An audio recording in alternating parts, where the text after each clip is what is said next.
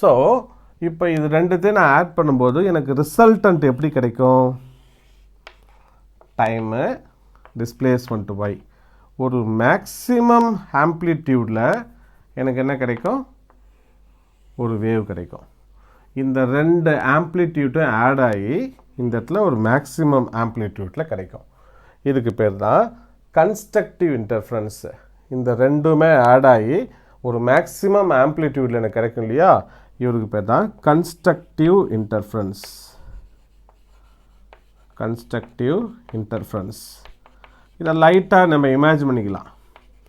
ஒரு லைட் வேவு தான் டிரான்ஸ்வர்ஸ் வேவ் நமக்கு தெரியும். ரெண்டு டிரான்ஸ்வர்ஸ் வேவ் ஆட் ஆகும்போது கன்ஸ்ட்ரக்டிவ்லி ஆட் ஆகும்போது நமக்கு என்ன கிடைக்கும்? ஒரு பிரைட்டு கிடைக்குது இல்லையா? இதுக்கு பேர் தான் கன்ஸ்ட்ரக்டிவ் இன்டர்ஃபரன்ஸ். ரெண்டும் ஆட் ஆகும்போது ஒரு பிரைட்டு.